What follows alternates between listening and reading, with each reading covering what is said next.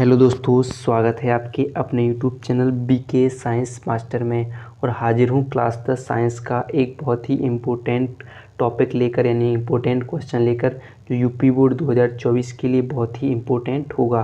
और अब इस चैनल पर आपके लिए क्लास 10 साइंस की इम्पोर्टेंट जितनी भी इम्पोर्टेंट वीडियो होंगी, जितने भी इम्पोर्टेंट क्वेश्चन होंगे, अब हम बिल्कुल अच्छे तरीके से कंप्लीट करने वाले हैं। तो वीडियो को पूरा ज़रूर देखिएगा, पसंद आए तो लाइक और हमारे चैनल को सब्सक्राइब करना ना भूलिएगा। अगर आप यूपी बोर्ड 2024 की बेहतर तैयारी करना चाहते हो तो हमारे साथ ज़रूर जुड़िए, हमारे चैनल को सब्सक्राइब ज़रूर कीजिए। तो चलिए देखते हैं, प्रतिरोधों का श्रेणी क्रम संयोजन बहुत ही इम्पोर्टेंट क्वेश्चन है। तो पहले तो बात करते हैं श्रेणी क्रम की।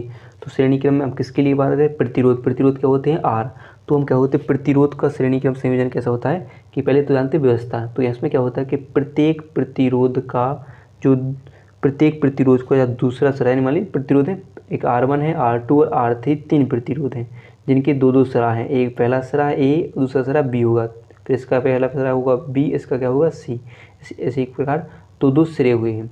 तो प्रत्येक प्रतिरोध का दूसरा सरा दूसरे प्रतिरोध के पहले सिरे से जोड़ते जाते हैं और उसको हम रखते जाते हैं, और इनके बीच विभवांतर V1 V2 हम लगा देते हैं। जैसे यहाँ पर लिखा है कि माना कि 3 प्रतिरोध R1 R2 व R3 हैं, R1 R2 व R3 हैं, परिपथ के अनुसार श्रेणी क्रम में संयोजित किए गए हैं। कैसे बनाया हमने? श्रेणी क्रम में इनके लिए संयोजित कर दिया। इनके बीच विभवांतर V1 V2 व V3 हैं तथा प्रतिरोधों में धारा I प्रवाहित हो रही है। प्रतिरोधों में कौन सी धारा I प्रवाहित हो रही है। फिर बात करते हैं ओम के नियम से। तो ओम का नियम आपने पढ़ा है।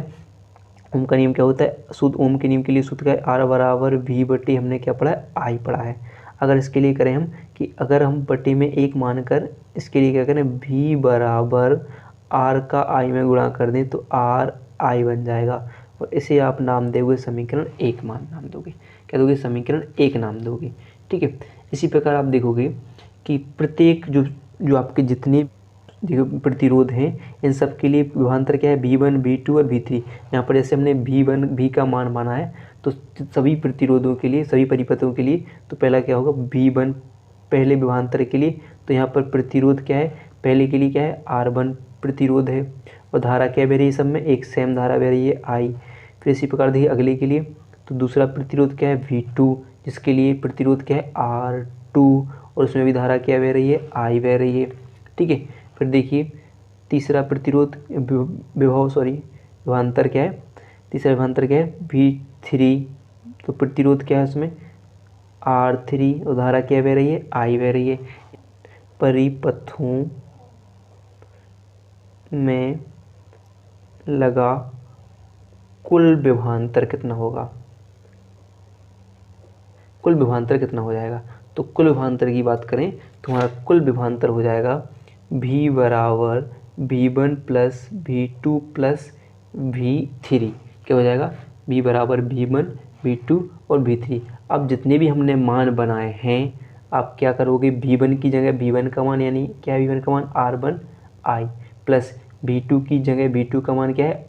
R2 I, और V3 की जगह V3 का मान तो क्या हो जाएगा? R3 I।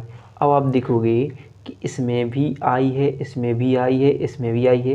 तो अगर हम I के लिए क्या ले लें? कॉमन, तो अंदर क्या बचेगा? R1 plus R2 plus R3 बच जाएगा।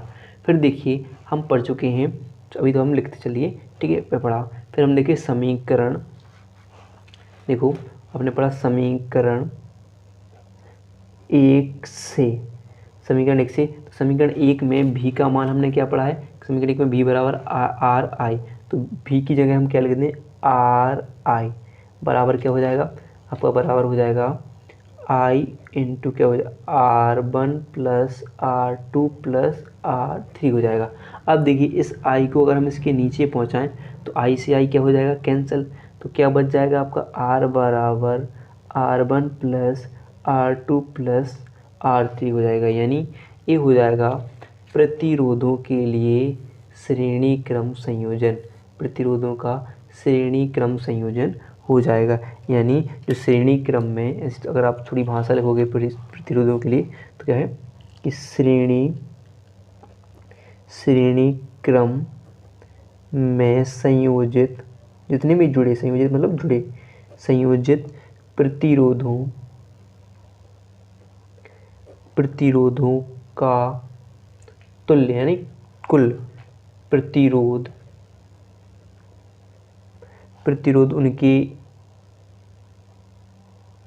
उनके योग के बराबर होता है, योग के बराबर होता है।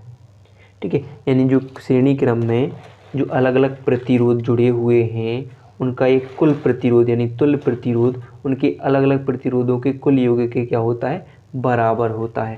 तो इस प्रकार हो जाएगा प्रतिरोधों का श्रेणी क्रम संयोजन। तो हमने पढ़ लिया कि माना 3 संधारित्र, जिसके लिए हमने पहले ओम का नियम R बराबर V बटे I, फिर हमने C से बटे में 1 मानकर V बटे R यहाँ पर बनाया, तो 3 गुणा करा, V बराबर क्या बनाया I, और सबके लिए मान रखा फिर हमने ऐसे ही कि V1 दिया है तो उसके लिए R1I, V2 दिया है तो R2I, V3 दिया है तो R3I, सब विभवांतर के लिए। फिर तीनों का हमने कुल विभवांतर निकाला और सब तीनों के मान हमने उनकी जगह पर रख दिए और I को कॉमन लिया और क्या किया, फिर I से I हमने यहाँ पर V का भी मान रखकर I से I काट कैंसिल कर दिया, तो R निकल आएगा R बराबर V1 plus V2 plus V3, ये निकल आएगा प्रतिरोधों के श्रेणी क्रम संयोजन का सूत्र। ठीक है, वीडियो पसंद आए हो तो वीडियो को लाइक और चैनल को सब्सक्राइब करना ना भूलिएगा।